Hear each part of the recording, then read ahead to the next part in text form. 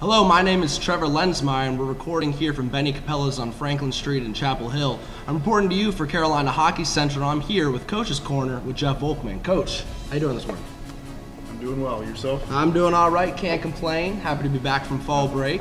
We'll get right into it.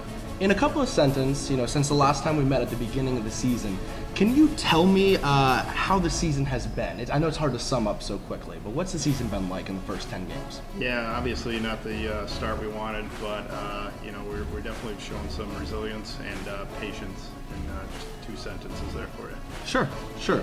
Resilience and patience are the name of the game, and that those are good attributes to have when facing a lot of challenges and adversity, as this Carolina hockey team has.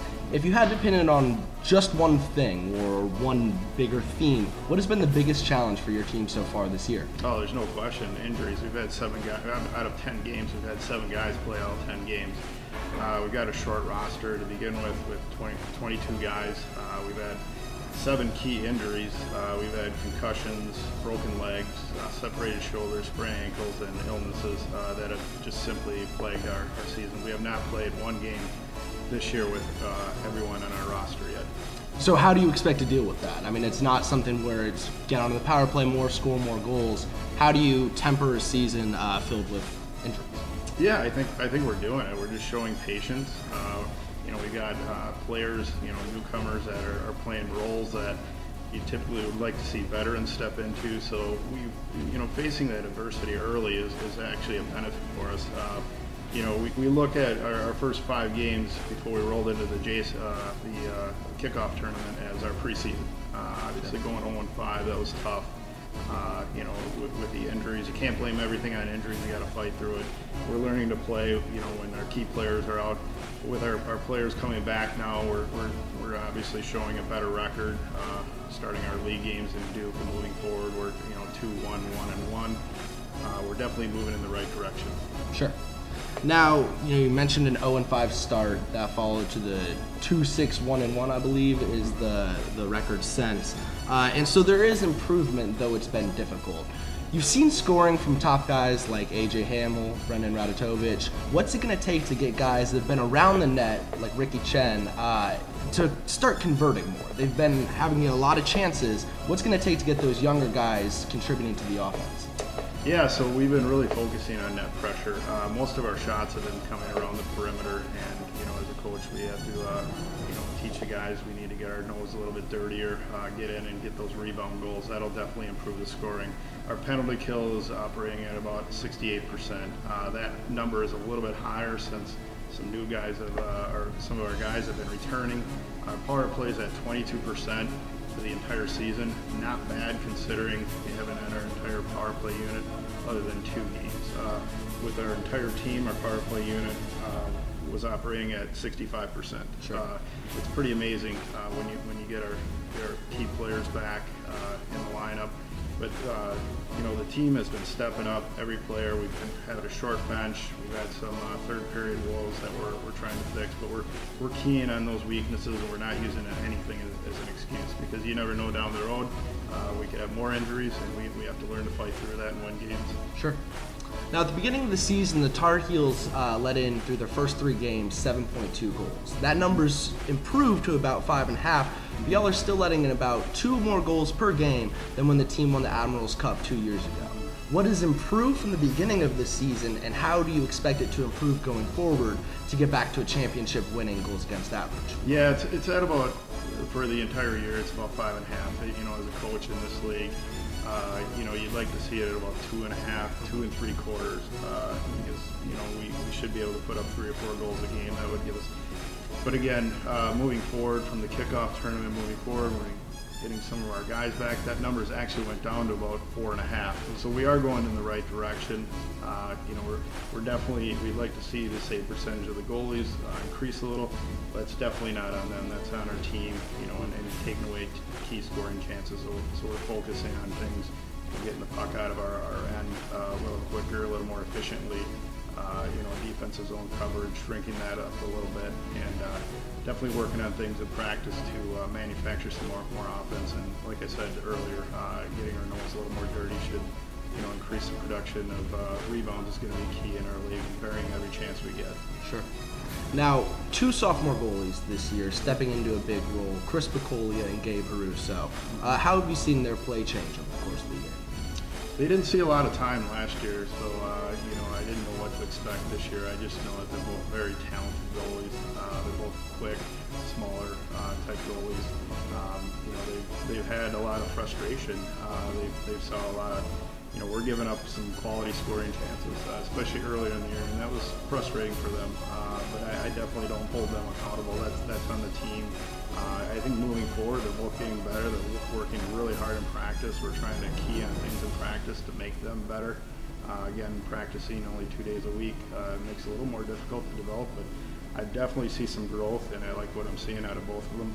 This week we roll into Wilmington on Friday, and we've got Chris Picolia starting, and I'm really hoping for a big game from him, and hopefully he can steal a game for us. Sure. Going right into Wilmington on Friday, what's it going to take to win that game? Well, I don't know much about Wilmington other than the place we're playing at is a smaller facility with a lot of people in it. So we're going to have to, this is a good test for us, especially as we have NC State coming up on our schedule. We're going to have to learn to deal with the crowd, from that angle. They're fast, which plays right into our game. We're a fast team. We're working on our conditioning. We're kind of running out of steam in the third period, and we just can't do that against a team like Wilmington. They're going to run the score up on us fast. So, we're going to have to play a little more mentally disciplined. We're going to be even shorter this week. We suffered another concussion over the UVA weekend just this past 2 weekends ago. So we have another person out of the lineup, another player out of the lineup. We're down to 16 players. So it's not going to be easy, but again, it's early in the season, and this is when you want to see this happen from a coaching perspective, and we need to respond well to it. Sure. Now, adversity often breeds lessons learned. What has this team learned so far this year? We learned that we have to play by committee. We have to score by committee. We learned that we don't have any key player that can carry the team. We don't have one goalie that can carry the team. We've learned that we have to come together as a team in the locker room, on the bench, because that's where you're going to get defined. As a team, are we going to crawl into a cave? Going 0-5? No, they rose above it. We had some issues we dealt with off the ice and on the ice, and that was good. Again, I can't stress enough. Facing this early in the season is going to, we're definitely in a little bit of a hole in terms of league play, but we only have one loss. There's a lot of parity in the league, so our goal is still to get into the playoffs. I think moving forward, our team is only getting stronger, and we're definitely. I'm very confident we're one of the teams to beat if we have everyone in our lineup. Gotcha. Beyond just a lineup change or staying healthy, things that you can't necessarily prevent, what's it going to take to turn this Carolina hockey squad into that playoff winning team? Well, I think just finding the right chemistry, that's been a challenge for the coaches. You got a different player out of the lineup, whether it's illness, injury. We've had a couple academic reasons. Finding that chemistry. We've had one real line that has been together since the beginning, the Millar, Chen, and Jordan line. They're a combined 3 points a game combo. But with the other lines have had to suffer because I've had to keep that line together. So we're looking as coaches to maybe mix it up a little bit. We might, we're even looking at possibly breaking that lineup to manufacture some more offense from the other lines.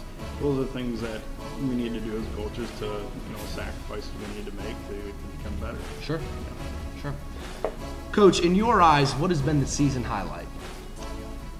I would say following the JSAP tournament, the guys were obviously a little disappointed with our shaky start, and then rolling into the PNC game, which is a big event, facing a big brand name like Duke, big rival, and then coming out with a victory there. That has to be the highlight and the turning point, quite honestly, of our season.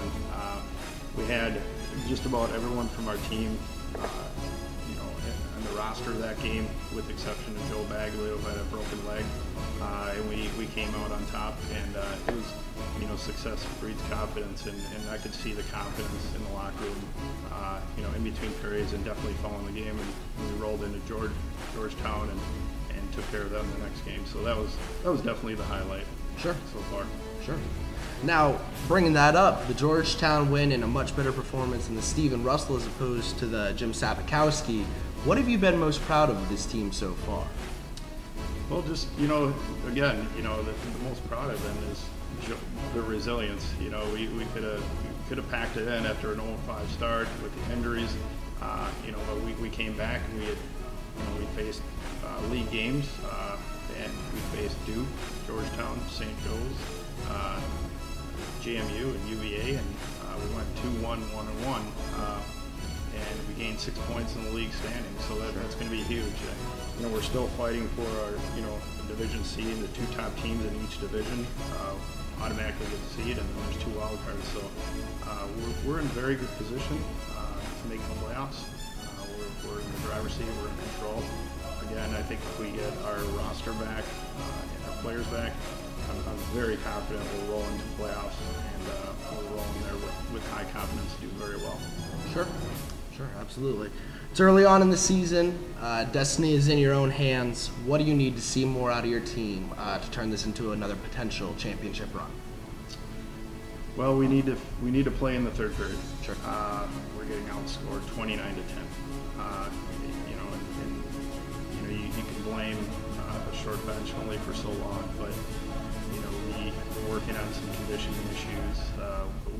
We've made some mental errors. Call it a little overconfidence rolling in the third. Maybe we were just a little nervous.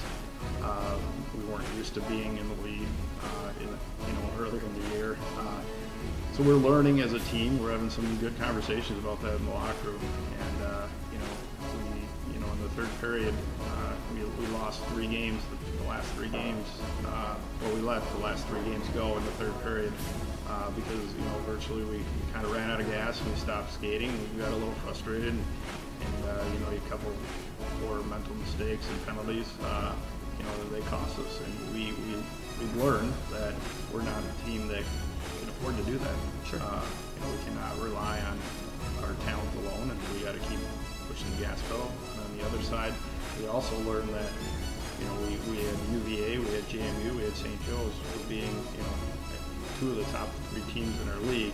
We're beating them going into the third period, so we're very confident we can beat anyone in the league, and if we play our game all 3 periods. Sure. Coach, Wilmington on Friday. You're getting into the meat of the season. Who do you expect to have a big game this weekend? Chris Picolia. I'd like to see one of our goalies to steal a game. And I'd like to see a couple other guys. We don't have any big score. We've got Brennan, AJ, Alex Stevenson, Andrew Jordan leading our team in goals. We just don't have a high point production from anyone on our team. That's why I like to see everyone contributing. I like to see some other players that get on the scoreboard. I think that's going to help our team a little bit, but I definitely would like to see a big game from a goaltender moving forward, and that would help our progression. Coach, that was my last question. It's been a pleasure speaking with you this morning. This weekend, the Heels take on Wilmington in Wilmington on Friday night at 8:30. After that, you'll be able to catch them at the OC Sportsplex as they have games upcoming versus Duke and NC State. From Benny Capella's on Franklin Street and for Carolina Hockey Central, my name is Trevor Lenzmeier, and this has been Coach's Corner with Jeff Volkman.